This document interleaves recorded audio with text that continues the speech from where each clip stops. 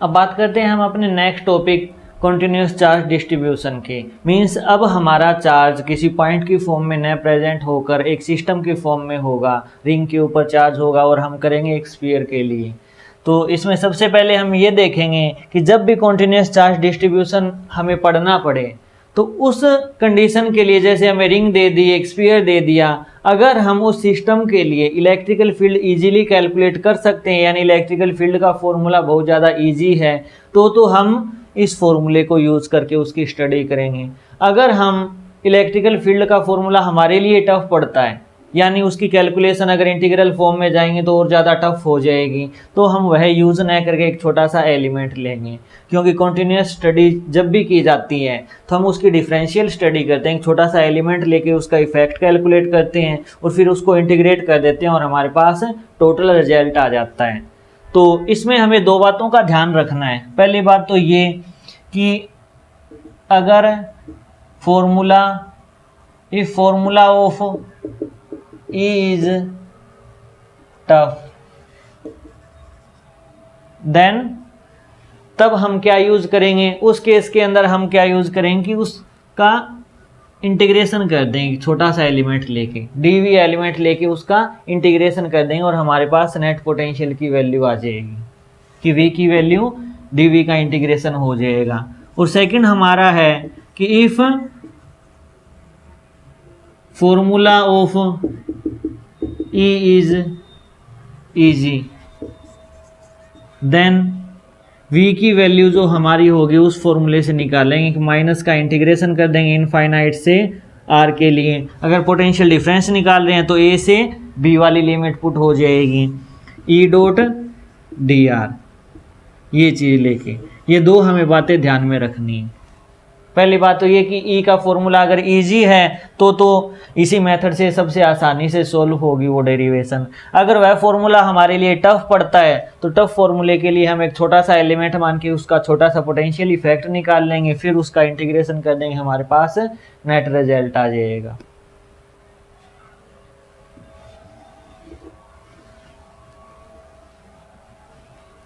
जैसे सबसे पहले रिंग का केस करते हैं। फर्स्ट केस हमारा रिंग का है।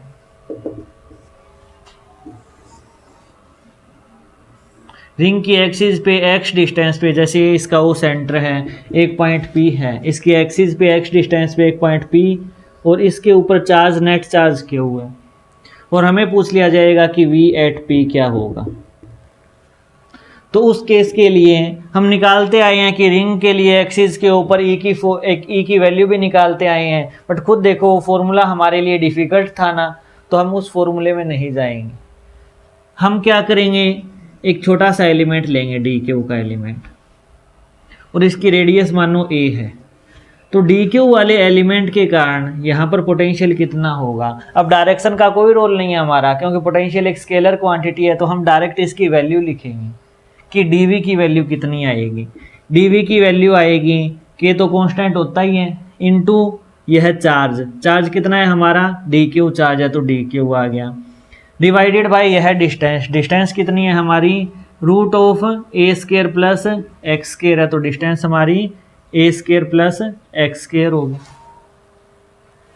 तो v की वैल्यू कितनी आएगी, v आएगा हमारा इंटीग्रेशन ऑफ dv, और इंटीग्रेशन ऑफ dv का मतलब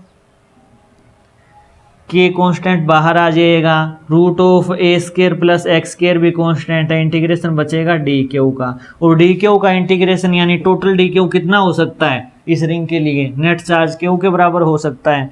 तो v की वैल्यू आ जाएगी q divided by root of a square plus x square के बराबर आ जाएगी। आपको लग रहा होगा कि ये तो सर बिल्कुल ईजी है, हम इंटीग्रेशन की फॉर्म में क्यों चल रहे हैं, क्योंकि एक छोटा सा एलिमेंट dq लिया, उसका इंटीग्रेशन डायरेक्ट हमारे पास आ गया, q आ गया, एक बिल्कुल सिंपल सी कैलकुलेशन हो गई। बट कई बार सिचुएशन हमारी इतनी हार्ड होती है, जैसे इंसुलेटिंग स्फीयर की बात कर ली जाए, तो इंसुलेटिंग स्फीयर के लिए हम v की वैल्यू फाइंड करते ही रह जाएंगे, थोड़ी लिमिट हमारे लिए टफ पड़ती है छोटे से एलिमेंट के लिए। तब हम उस केस के अंदर इलेक्ट्रिकल फील्ड ही कैलकुलेट कर लेते हैं और हमारे पास रिजल्ट आ जाता है डायरेक्टली, वहाँ पर हमें वो ईजी पड़ेगा। अगर हम ई हमारा इजी नहीं है, जैसे इसके लिए ई इजी नहीं था तो ये स्टडी हमारे लिए इजी पड़ेगी। दोनों का अपनी अपनी जगह अपना अपना रोल है। अब इसके सेंटर की बात करूं, जैसे स्पेशल नोट में कुछ पॉइंट लिखेंगे रिंग के लिए। एट सेंटर, सेंटर की अगर बात की जाए तो सेंटर के लिए x की वैल्यू कितनी होगी, 0 होगी। यहाँ पर x की वैल्यू 0 पुट कर देंगे इस फॉर्मूले के अंदर, तो रिजल्ट कितना आएगा, v इज इक्वल टू के क्यू डिवाइडेड बाय उसकी रेडियस a आ जाएगा, क्योंकि हर चार्ज उससे a डिस्टेंस पे ही होगा, तो हमारा k Q divided bye a आ जाएगा। सेकंड केस, अगर हाफ रिंग हो तो हाफ रिंग के कारण हमारा इलेक्ट्रिकल फील्ड हमने कैलकुलेट नहीं किया था, क्योंकि वह एक एडवांस की स्टडी हो जाती है, हमारे जेईई मेंस और नीट की स्टडी नहीं है। आप नेट से अगर आप चाहो तो नेट पे या विकिपीडिया वगैरह पे सर्च करके वो डेरिवेशन भी पढ़ सकते हो, थोड़ा टफ भी रहेगा हमारे लिए। हम अपनी नीट के लिए वो डेरिवेशंस यूज़ नहीं करते। जैसे इसके अंदर हाफ रिंग ही हो, हमारे पास हाफ रिंग है और हाफ रिंग के ऊपर टोटल चार्ज भी हमारा क्यू है, और फिर इससे हम x डिस्टेंस पे निकालना चाहिए, x डिस्टेंस पे निकालना चाहिए। इसका मैं साइड व्यू बनाऊं तो साइड व्यू इस टाइप से बन जाएगा। इसका हाफ रिंग है हमारी, पूरी नहीं है, और इसके सेंटर से x डिस्टेंस पे अगर हम पोटेंशियल निकालेंगे तो भी हमारा k Q divided bye x square plus ए स्क्वायर का रूट ही आएगा, क्योंकि हर पॉइंट उससे इतनी डिस्टेंस पे है और टोटल चार्ज हमारा क्यू ही है। तो हाफ रिंग हो चाहे फुल रिंग हो, हमारा रिजल्ट यही रहता है। तो रिंग पे जो हमारे न्यूमेरिकल्स बनते हैं,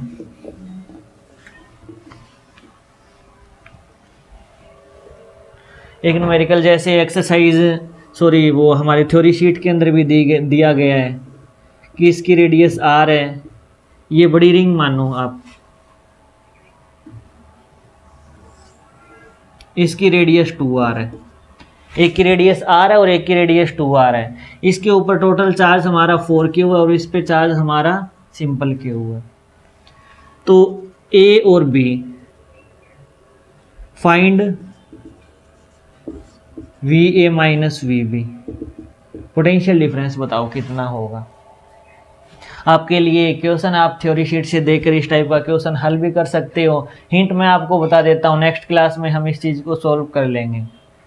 हिंट आपकी ये है कि ए पॉइंट के ऊपर 2 के पोटेंशियल डिफरेंस है, 2 के पोटेंशियल है। एक तो इस खुद की रिंग के कारण, पहली रिंग के कारण हमारा यहाँ पर पोटेंशियल होगा, एक इस रिंग की एक्सिस के ऊपर अगर हम ये डिस्टेंस हमें सपोज x दे रखी है, इस x डिस्टेंस के ऊपर एक्सिस के ऊपर इस फॉर्मूले से जो हम निकालते हैं वह पोटेंशियल होगा। यानी इस पॉइंट के लिए 2 पोटेंशियल होंगे, सेम टू सेम 2 पोटेंशियल इस पॉइंट के लिए होंगे, एक तो इस रिंग के कारण और एक इस रिंग की एक्सिस के कारण। तो 2 पोटेंशियल ये, 2 पोटेंशियल ये, दोनों को सम करके आपस में सब्सट्रैक्ट करना है, हमारे पास हमारा पोटेंशियल डिफरेंस आ जाएगा दोनों पॉइंट्स का।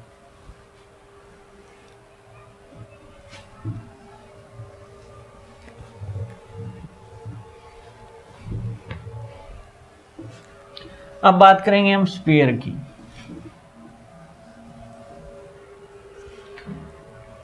सबसे पहले बात होगी कंडक्टिंग स्फीयर।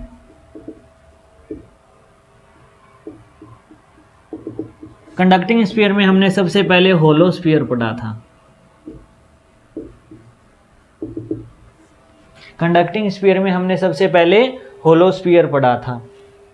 जैसे एक होलो स्फीयर हुआ, इसमें हम 2 पॉइंट्स पे वैल्यू निकालते थे कि सेंटर से एक तो इनसाइड वाले पॉइंट पे, एक आउटसाइड वाले पॉइंट पे। जैसे सबसे पहला केस करते हैं इनसाइड। इनसाइड ई कितना है हमारा, 0 है ना। इलेक्ट्रिकल फील्ड इस कंडक्टिंग स्फीयर के अंदर क्या होता है, 0 होता है। इसकी रेडियस मानो कैपिटल R, और हमें इनसाइड का मतलब E R is less than capital R, तो ई हमारा 0 है, तो V किसके बराबर होगा। 0 का इंटीग्रेशन क्या होता है, कांस्टेंट।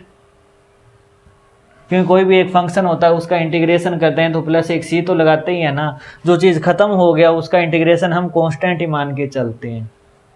तो हमारी v की वैल्यू क्या आ जाएगी, कांस्टेंट आ जाएगी। और वह कांस्टेंट किसके बराबर होगा? वह कांस्टेंट इसकी सरफेस के ऊपर जो हमारा पोटेंशियल होगा उसी के बराबर होगा।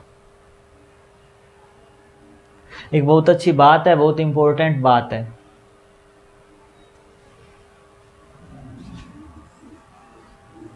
एक बार आप सिर्फ इतना ध्यान में रखो कि v की वैल्यू कांस्टेंट होती है, कितनी होगी वो भी एक बार आउटसाइड वाला पॉइंट कर लेते हैं और बाद में पता लगा लेंगे। सेकंड पॉइंट है हमारा आउटसाइड।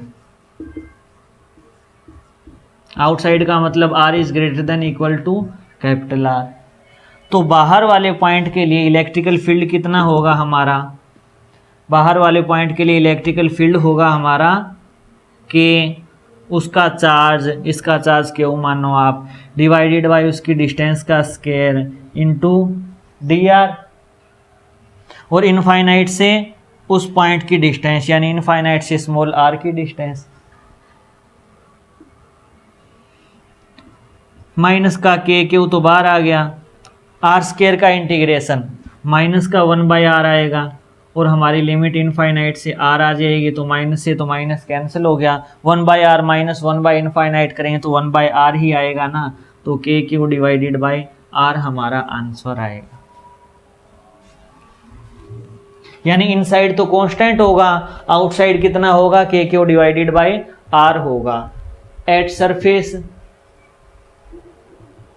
स्मॉल r की वैल्यू कैपिटल R के बराबर होगी, तो v की वैल्यू कितनी हो जाएगी?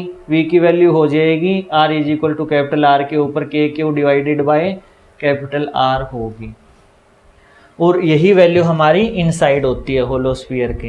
यानी होलोस्फीयर के अंदर इलेक्ट्रिकल फील्ड नहीं होता, लेकिन पोटेंशियल की वैल्यू कांस्टेंट होती है, जिसकी value k q divided by capital R के बराबर होगी।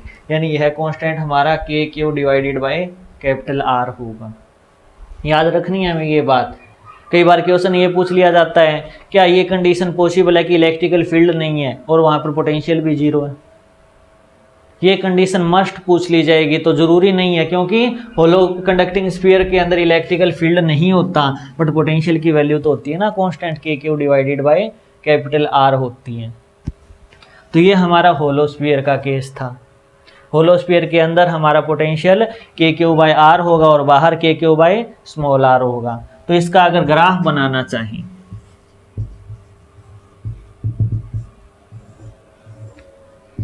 V और R के बीच, तो स्टार्टिंग में तो कांस्टेंट चल रही है ना होलो में, तो कांस्टेंट चल रही है बाहर। जब R की वैल्यू कैपिटल R के बराबर होगी उस टाइम तक V की वैल्यू किसके बराबर होगी? k q divided by capital R के बराबर होगी। और बाद में इन्वर्स हो जाती है ना डिस्टेंस के, इन्वर्सली प्रोपोर्शनल होगी। यहाँ पे तो कांस्टेंट है, यहाँ पर v inversely proportional to r है, तो ये इसका ग्राफ होगा।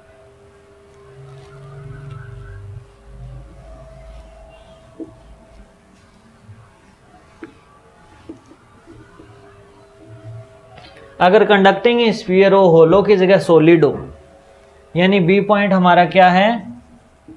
सॉलिड स्फीयर हो, और इनसाइड की बात करें तो सॉलिड स्फीयर के अंदर भी तो यही केस होता है ना। कोई भी इनसाइड का अगर R पॉइंट लूँ तो इलेक्ट्रिकल फील्ड क्या होता है?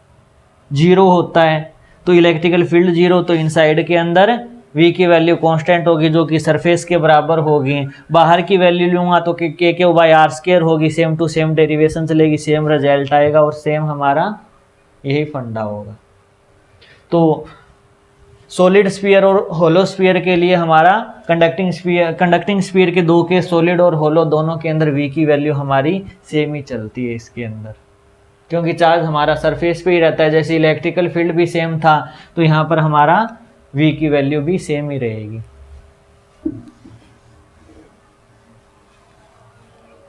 सेकंड केस है हमारा, जैसे रिंग कर ली, सेकंड केस कंडक्टिंग स्फीयर कर लिया, अब थर्ड केस कर रहे हैं हम नॉन कंडक्टिंग स्फीयर का। नॉन कंडक्टिंग स्फीयर का पहला केस होलो।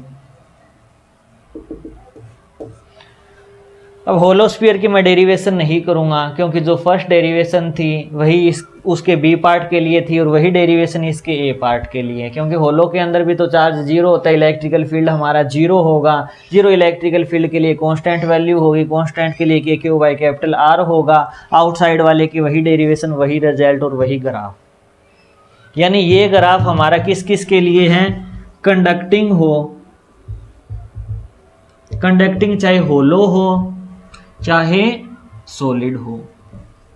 और नॉन कंडक्टिंग की बात की जाएगी, नॉन कंडक्टिंग में सिर्फ यह केस होलो नॉन कंडक्टिंग स्फीयर के कारण होता है।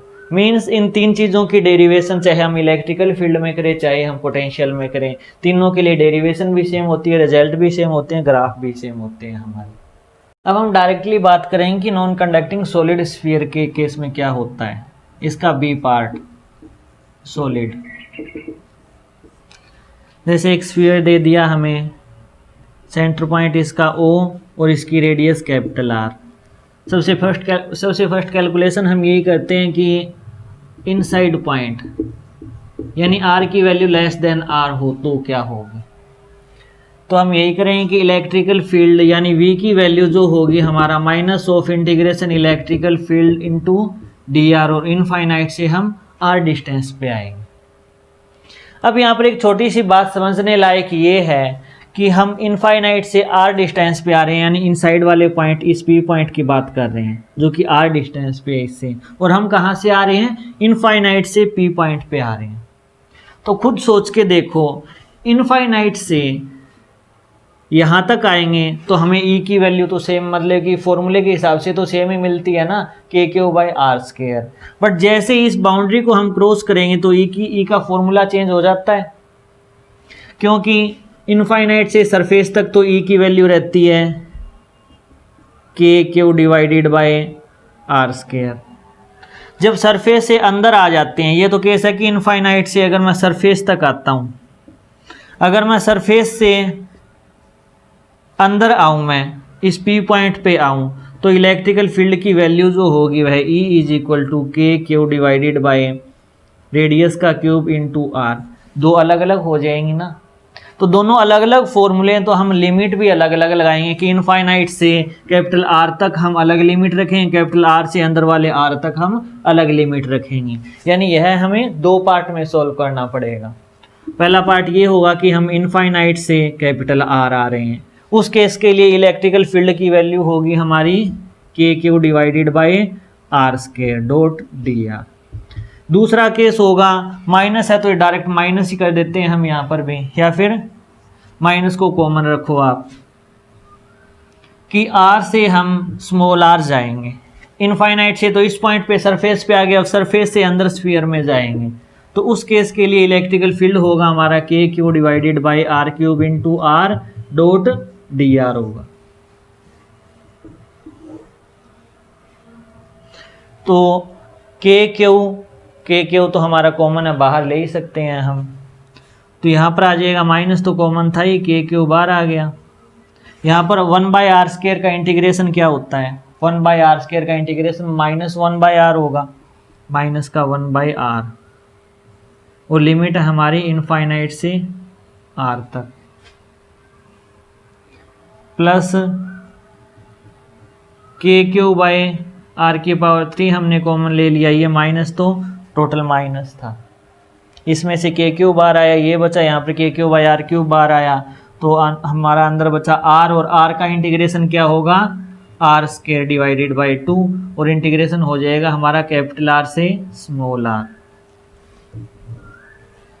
अब हमें लिमिट पुट करनी है, जैसे फर्स्ट करते हैं माइनस वाली है के क्यू, और 1/r माइनस माइनस प्लस हो जाएगा ना, 1/इनफाइनाइट, 1/इनफाइनाइट तो 0 हो जाएगा, तो यह लिमिट सिर्फ और सिर्फ 1/r बच जाएगी अंदर की limit, plus k q by are cube है हमारा, r स्क्वायर बाई 2 बार ही ले लेते हैं, हमारा कांस्टेंट है, तो सबसे पहले हम r लिमिट पुट करेंगे, r स्क्वायर माइनस का r स्क्वायर, ये लिमिट आ गई।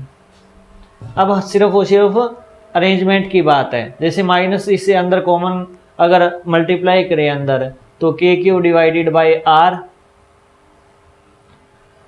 माइनस का अगर ये भी माइनस अंदर लेकर जाएं हम के Q divided by 2r cube, और अंदर क्या रह जाएगा r square minus r square, ये रह जाएगा। अगर इसकी भी अंदर मल्टीप्लाई करें तो k Q divided by r plus k Q divided by 2r, क्योंकि आर स्क्वायर से एक क्यूब का दो तो कैंसिल हो जाएंगे, सिर्फ एक ही बचेगा, और माइनस का k Q divided by 2r cube into r square. तो ये कितना हो जाएगा 1/2, कितना हो गया 3/2 हो गया ना, तो 3/2 K Q divided by R minus K Q divided by 2r cube R square.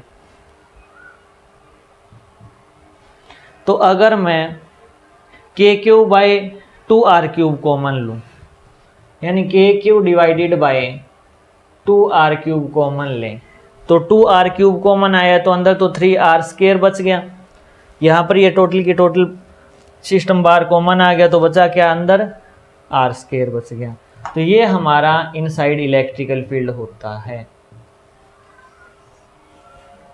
ये डेरिवेशन आप v से भी कर सकते हो कि हम एक सरफेस पे जाके एक छोटा सा मतलब कि छोटी सी सर्कमफेरेंस मानेंगे, उसका सरफेस एरिया लेंगे, dx मानकर उसकी वॉल्यूम आ जाएगी हमारे पास। फिर छोटे से वॉल्यूम के लिए हम dv निकालेंगे, उसका इंटीग्रेशन करेंगे, तो थोड़ा डिफ़िकल्ट रहता है। इसमें हमारी प्रोसेस आपको थोड़ी लेंथी ज़रूर लग रही है कि पूरा बोर्ड भर गया, लेकिन खुद सोच के देखो, सिर्फ और सिर्फ इसमें कैलकुलेशन है, कॉन्सेप्ट सिर्फ और सिर्फ ये एक ही है कि हम इनफाइनाइट से आर आएंगे और आर से अंदर जाएंगे पी पॉइंट के ऊपर। तो दोनों अलग अलग इलेक्ट्रिकल फील्ड होते हैं, तो दोनों अलग अलग हमें पुट करने हैं। बाद में तो हमारी सिर्फ कैलकुलेशन ही चल रही है, तो कैलकुलेटिव पार्ट हमारा वहाँ जाकर ख़त्म होता है। तो यानी इनसाइड के केस के अंदर इलेक्ट्रिकल फील्ड हमारा आता है k Q divided by 2r cube 3r square minus r square, ये हमारा इलेक्ट्रिकल फील्ड आएगा। आउटसाइड में जाने से पहले एट सेंटर की बात कर लेते हैं। इसमें एक छोटा सा पॉइंट, एट सेंटर, सेंटर का मतलब आर की वैल्यू 0 होगी ना, तो आर की वैल्यू 0 होगी तो ई एट सेंटर क्या होगा, ई एट ओ के Q divided by 2r cube और 3r स्क्वायर माइनस का 0 तो 0 ही हो जाएगा, r स्क्वायर है r क्यूब है तो हमारी वैल्यू आ जाएगी के क्यूब बाय 3/2 के क्यूब बाय r आ जाएगी। और ये वैल्यू क्या होती है, सरफेस वाली होती है, यानी सरफेस पे जितना पोटेंशियल होता है उसका 1.5 गुना ज़्यादा पोटेंशियल एक नॉन कंडक्टिंग स्फीयर के सेंटर पे होता है। तो ये बात हमें याद रखनी है, बहुत इंपॉर्टेंट बात है।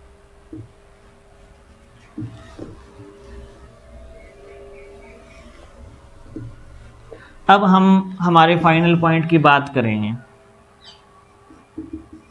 आउटसाइड। आउटसाइड हमारी r डिस्टेंस हो, कोई भी पॉइंट r डिस्टेंस पे हो, तो v की वैल्यू जो होगी हमारे, सॉरी ये ei नहीं है, vi है, हम पोटेंशियल कैलकुलेट कर रहे हैं। v at internal point, v at o, v at o, न कि e। तो v क्या होगा हमारा, इंटीग्रेशन e की वैल्यू होती है हमारी k Q divided bye r square dr, और इनफाइनाइट से हम r जा रहे हैं, तो वही सेम टू सेम रिजल्ट आएगा हमारा। रिजल्ट कितना आ जाएगा, के क्यू डिवाइडेड बाय r, जो कि हमने होलो मतलब कि सॉलिड कंडक्टिंग स्फीयर के केस में भी किया था, वही सेम टू सेम हमारे डेरिवेशन है, वही सेम टू सेम हमारा रिजल्ट आएगा। अगर इन सब बातों को लिखना चाहें,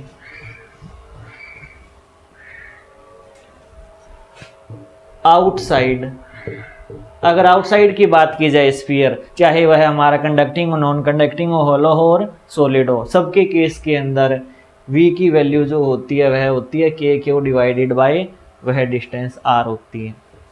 अगर बात इनसाइड की कर दी जाए तो इनसाइड 3 केसों में तो 0 रहता है, फोर्थ केस यानी नॉन कंडक्टिंग का अगर सॉलिड आ गया, इस केस के अंदर हमारा v इनसाइड किस किस केस में 0 रहेगा, कंडक्टिंग होलो हो या फिर सॉलिड हो, और नॉन कंडक्टिंग होलो, इन तीनों के केस में तो हमारा v कितना रहेगा, 0 रहेगा। बट नॉन कंडक्टिंग हो, नॉन कंडक्टिंग और सॉलिड हो, उस केस में हमारी V की वैल्यू जो आएगी वह वैल्यू इसके बराबर होगी।